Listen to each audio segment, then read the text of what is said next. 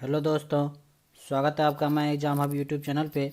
तो आज के इस वीडियो में हम लोग डिस्कस करने वाले हैं बीपीएससी मेंस के लिए जो है जीएस पेपर 2 सेक्शन से एक इम्पॉर्टेंट क्वेश्चन, जो कि आपके मेंस एग्ज़ाम के लिए जो है ये क्वेश्चन जो है इम्पॉर्टेंट हो सकता है।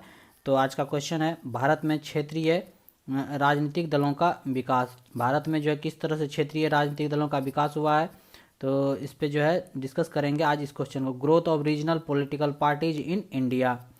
और तो चलिए डिस्कस करते हैं। आगे बढ़ने से पहले बता दें, यदि आप चैनल पर नए हैं तो सब्सक्राइब कर लीजिएगा और अपने दोस्तों के साथ जो है शेयर कर दीजिएगा। और इससे पहले जो है जीएस पेपर 1 से संबंधित और जीएस पेपर 2 से संबंधित जो है बहुत सारे वीडियो अपलोड हो चुके हैं। अगर आप नहीं देखें तो उसको भी देख सकते हैं, जाके प्ले लिस्ट में खोजना आपको मिल जाएगा आसानी से। ओके, तो चलिए डिस्कस करते हैं, देखते हैं इस क्वेश्चन का क्या आंसर हो सकता है। लोकतंत्र में राजनीतिक दल समाज और सरकार के बीच जो है मध्यस्थ के रूप में काम करते हैं। लोकतंत्र में क्या होता है, राजनीतिक दल का काम समाज और सरकार के बीच में जो है एक तरह का मध्यस्थ का काम करता है, मीडिएटर का काम करता है। विभिन्न मुद्दों पर विभिन्न दृष्टिकोण को इकट्ठा करते हैं और उन्हें सरकार के सामने पेश करते हैं। बहुत सारे मुद्दे पर जो है अपने सारे देश बहुत सारे दृष्टिकोण को देखते हुए इकट्ठा करता है सारा मुद्दा को, और सरकार के सामने उसको पेश किया जाता है कि ये समस्याएं हैं, ये मुद्दे हैं, इस पर हमको काम करना चाहिए। उन्होंने एक जिम्मेदार सरकार बनाने के लिए विभिन्न नेताओं को एक साथ रखा। वे सरकार को मदद करने या इसे प्रतिबंधित करने, कानून बनाने, उन्हें उचित ठहराने या निंदा करने का एक तरीका प्रदान करते हैं। तो ये सारे काम करते हैं राजनीतिक दल के द्वारा होता है। भारत जो है एक बहुदलीय संरचना वाला द्वारा शासित है। भारत में बहुत सारे पार्टी हैं, बहुत सारे दल हैं, इसलिए मल्टी पार्टी सिस्टम है इंडिया में। नेक्स्ट चलते हैं, आप देखते हैं भारत में राजनीतिक दल। भारत में राजनीतिक दल क्या है। भारत में जो है प्रत्येक राजनीतिक दल को चुनाव आयोग के पास पंजीकरण कराना चाहिए और कराया जाता है, पंजीकरण कराना पड़ता है। चुनाव आयोग राजनीतिक दलों को चुनाव के उद्देश्य के लिए पंजीकृत करता है और उन्हें उनके चुनाव परिणामों के आधार पर जो है राष्ट्रीय या राज्य दलों के रूप में मान्यता देता है। चुनाव आयोग के द्वारा ये पंजीकृत होता है, चुनाव आयोग करता है पंजीकृत सभी राजनीतिक दलों को, और और जो है उसको चुनाव के परिणाम के आधार पर ही जो है राष्ट्रीय और राज्य दलों के रूप में मान्यता दिया जाता है किसी भी राजनीतिक दल को। ओके, इस बात का आपको ध्यान रखना है। नेक्स्ट देखते हैं भारत में क्षेत्रीय दल। भारत में जो है 8 राष्ट्रीय पार्टी हैं, जैसे भारतीय राष्ट्रीय कांग्रेस, भारतीय जनता पार्टी, राष्ट्रवादी कांग्रेस पार्टी, कम्युनिस्ट पार्टियां, बहुजन समाज पार्टी, राष्ट्रीय जनता दल और अखिल भारतीय तृणमूल कांग्रेस और राष्ट्रीय पीपुल्स पार्टी। तो ये 8 जो है भारत में राष्ट्रीय पार्टी हैं। जो 8 को नाम जो आपको ध्यान में रखना है। के अलावा चुनाव आयोग देश के अधिकांश हिस्सों में क्षेत्रीय पार्टी का वर्गीकरण करते हैं। क्षेत्रीय दल इन समूहों का वर्णन करने के लिए प्रयुक्त शब्द है। नेक्स्ट देखते हैं, हालांकि इन समूहों को राजनीति या दृष्टिकोण के मामले में क्षेत्रीय होने की जरूरत नहीं है। इन पार्टियों में से कुछ अखिल भारतीय पार्टियां हैं जिन्होंने कुछ ही राज्यों में सफलता हासिल की है। भारत में क्षेत्रीय दलों का उद्भव और विकास काफ़ी हद तक भारतीय समाज के भीतर विभिन्न प्रकार के जातियाँ, संस्कृति, भाषाएं, धार्मिक और जाति समूहों के अस्तित्व के कारण हुआ है। तो ये सारे जो है इस सब के कारण, संस्कृति के कारण, बहुत सारा क्षेत्र का अलग अपना संस्कृति होता है, बहुत सारे भाषा के कारण, धार्मिक के कारण, जाति समूहों के अस्तित्व के कारण जो है बहुत सारे जो है क्षेत्रीय दल का उद्भव हुआ है, विकास हुआ है भारत में। ओके, इस बात का आपको ध्यान रखना है। भारत में क्षेत्रीय दलों को पहचान, राज्य, स्वायत्तता और विकास जैसे विषयों के आसपास आयोजित किया जाता है। राज्यों को अधिक से अधिक शक्तियों की मांग करना स्वायत्तता की मांग है, जैसे जम्मू कश्मीर। एक राष्ट्र के भीतर एक राज्य की स्वतंत्रता के लिए लड़ना वह है जो राष्ट्र के अस्तित्व की मांग में आता है, जैसे तेलंगाना राष्ट्र समिति ने तेलंगाना के अलग राज्य की मांग की थी। एक समूह के सांस्कृतिक अधिकारों की स्वीकृति के लिए लड़ना सांस्कृतिक पहचान की मांग है, जैसे महाराष्ट्र में शिवसेना या दलितों की पहचान के लिए लड़ रहे द्रमुक। क्षेत्रीय दलों का मानना है कि वे ही एक विशिष्ट क्षेत्र के नागरिकों के लिए समृद्धि ला सकता है। क्षेत्रीय दलों का ऐसा मानना है कि एक विशिष्ट क्षेत्र के लिए जो है, विशिष्ट क्षेत्र के नागरिक के लिए जो वो दल जो है उसके लिए समृद्धि ला सकता है।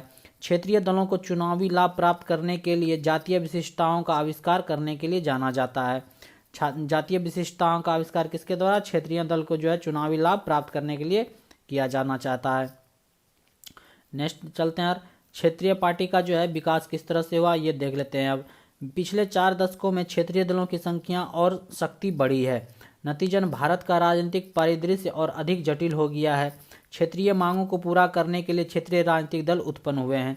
बहुत सारे क्षेत्रीय मांग को पूरा करने के लिए बहुत सारे छोटे छोटे पॉलिटिकल पार्टी जो है, क्षेत्रीय पार्टी जो है, रीजनल पार्टी का जो है वो उत्पन्न हुआ है, बहुत सारे उद्भव हुए हैं पिछले 4 दशक में। ओके, इस बात का आपको ध्यान रखना है। इसलिए जो है भारत का राजनीतिक परिदृश्य जो है और भी जटिल होते जा रहा है। कोई भी राष्ट्रीय पार्टी अपने दम पर लोकसभा में बहुमत नहीं जीत सकती। परिणाम स्वरूप राष्ट्रीय दलों को राज्य स्तरीय दलों के साथ गठबंधन करने के लिए मजबूर किया जाता है। 1989 में क्षेत्रीय राजनीतिक दलों ने गठबंधन की राजनीति में एक महत्वपूर्ण भूमिका निभाई है। क्षेत्रीय राजनीतिक दलों के परिणाम स्वरूप हमारी पार्टी संरचना का संघीयकरण किया गया है। आवास के माध्यम से केंद्र ने उन समस्याओं को हल करना और उनकी आकांक्षाओं पर प्रतिक्रिया देना शुरू कर दिया। ओके, इस बात का आपको ध्यान रखना है। हमारी संघीय प्रणाली की सहकारी प्रवृत्तियों को हमारी पार्टी प्रणाली के बदलते अस्तित्व द्वारा प्रबलित किया गया है। विभिन्न चरणों में भारतीय पार्टी प्रणाली कौन कौन से चरण में हुए हैं देख लेते हैं। 1952 से 64 तक नेहरूवादी युग में देख लेते हैं क्या क्या हुआ था। कांग्रेस पार्टी जो है भारत में सबसे शक्तिशाली पार्टी थी और देश की सरकार मूल रूप से एक पार्टी संरचना थी जिसे जो है कांग्रेस प्रणाली के रूप में जाना जाता था। 1952 से लेकर 64 तक जो है वो सबसे कांग्रेस पार्टी जो वो सबसे शक्तिशाली पार्टी था और एक ही मूल रूप से एक ही पार्टी संरचना था, इसलिए जो कांग्रेस प्रणाली के रूप में इसे जाना जाता था। कांग्रेस एक बड़ी छतरी के रूप में विकसित हुई जिसके तहत सभी संस्कृतियों, इच्छाओं और विचारधाराओं ने एक घर खोजा और पाया। कई छोटी पार्टियों ने कांग्रेस के साथ प्रतिस्पर्धा की, लेकिन उन्होंने ज़्यादातर दबाव समूहों के रूप में काम किया। बहुत सारे क्षेत्रीय पार्टी जो है, छोटे छोटे पार्टियां जो कांग्रेस के साथ कंपटीशन करना चाहा, प्रतिस्पर्धा करना चाहा, लेकिन वो उसके सामने ज़्यादातर टिक नहीं पाया और दबाव में आ गया। नेक्स्ट देख लेते हैं। और एक अनिश्चित बदलाव 1964 से 70 के बीच में जो एक अनिश्चित बदलाव हुआ। जवाहरलाल नेहरू की मृत्यु और 1967 के चुनाव के साथ कांग्रेस प्रणाली की सर्वोच्चता को चुनौती दी गई थी। कांग्रेस ने 8 राज्यों में प्रमुखता खो दी और उसकी लोकसभा बहुमत 54% तक कम हो गई। पूरे क्षेत्र में क्षेत्रीय दल उछलने लगे। कांग्रेस के खराब प्रदर्शन के परिणाम स्वरूप चैम्बर के भीतर कई शक्ति संघर्ष हुए। 1969 में पार्टी का विभाजन हो गया और इंदिरा गांधी का प्रभुत्व पार्टी और सरकार दोनों में ही सिमट गया। हालांकि गुजरात के मोरारजी देसाई और बिहार के जेपी जयप्रकाश नारायण जैसे कुछ नेताओं ने कांग्रेस के भ्रष्टाचार और मनमाने कानून के खिलाफ जो है सक्रिय अभियान किए गए। ओके, इस बात का आपको ध्यान रखना है। जवाहरलाल नेहरू जी का जब मृत्यु हुआ उसके बाद जो है 1967 के चुनाव में जो कांग्रेस प्रणाली का सर्वोच्चता जो अपना वर्चस्व जो है वो खो दिया। इस तरह से कांग्रेस जो वो 8 राज्यों में अपना प्रमुखता खो दिया, अपना सीट गंवा दिया और लोकसभा में बहुमत जो उसका बहुत ही कम हो गया और इस कारण से क्षेत्रीय दल जो है वो उभर के आने लग गए। ओके, इस बात का आपको ध्यान रखना है। तो चलिए आगे देखते हैं। और अभियान चलाया गया। 1975 में उनका आंदोलन एक शिखर पर पहुंच गया जब इंदिरा गांधी ने भारतीय इतिहास में पहली और एकमात्र बार आंतरिक आपातकाल की घोषणा की थी। आपातकाल की घोषणा के बाद जो है कांग्रेस जो है और भी बिखर गया। अब देखते हैं 1977 से 1977 से 80 के बीच में अंतर पार्टी संघर्ष हुआ। 1977 में जनता पार्टी के नेतृत्व में एक नया गठबंधन उभरा। भारत में इसका परिणाम बहुदलीय प्रणाली का निर्माण हुआ। संस्थागत सर्वसम्मति बनाने के बजाय कई अल्पसंख्यक दलों ने मिलकर कांग्रेस के वर्चस्व को चुनौती दी। हालांकि जनता पार्टी 1980 में अपने नीतियों में वैचारिक सामंजस्य की कमी के कारण सत्ता से बाहर हो गई। ओके, इस बात का आपको ध्यान रखना है। नेक्स्ट देखते हैं 1980 से 89 के बीच में केंद्र और राज्यों के बीच में जो है सत्ता का संघर्ष चला। बिना किसी कारण और कई बार अनुच्छेद 356 के तहत राष्ट्रपति के कानून का उपयोग। दूसरी ओर क्षेत्रीय दल तीव्रता से बढ़े और राष्ट्रीय राजनीति में अधिक मुखर भूमिका निभाने लग गए। आंध्र प्रदेश की क्षेत्रीय पार्टी तेलुगु देशम जो है 8वें लोकसभा चुनाव 1984 में सबसे बड़ी विपक्षी पार्टी के रूप में उभरी थी। ओके, इस बात का आपको ध्यान रखना। तेलुगु देशम पार्टी जो है 8वें लोकसभा चुनाव में जो 1984 में सबसे बड़ी विपक्ष की पार्टी के रूप में बन के उभरी थी। नेक्स्ट देखते हैं 1984 से 2040 तक बहुदलीय प्रणाली और गठबंधन की राजनीति। राजीव गांधी की मृत्यु, भ्रष्टाचार के मामले, बोफोर्स कांड और आर्थिक मंदी ने सभी को गठबंधन की अवधि के लिए टोन सेट कर दिया जो लगभग 25 साल तक चला। बहुदलीय प्रणाली के विकास के परिणाम स्वरूप गठबंधन राजनीति का नया युग सामने आया। क्षेत्रीय दलों के उदय के परिणाम स्वरूप तथाकथित इंद्रधनुष गठबंधन भी बन गया। इसलिए नाम इसलिए दिया गया क्योंकि इंद्रधनुष की तरह वह केवल थोड़े समय के लिए रहते हैं। क्षेत्रीय दलों ने राष्ट्रीय एकीकरण और राष्ट्र निर्माण की प्रक्रिया को आज एक नया आयाम दिया है। भारत में केंद्र राज्य संबंधों की गतिशीलता पर क्षेत्रीय दलों का बड़ा प्रभाव पड़ा है। भारत जैसे बहुजातीय, बहुनस्लीय, बहुधार्मिक और बहुभाषाई समाजों में वे वयस्क मताधिकार के आधार पर एक लोकतांत्रिक संरचना का स्वाभाविक परिणाम है। परिणाम स्वरूप उनका विकास जो समग्र रूप से लोकतंत्र की भावना के अनुरूप हुआ है।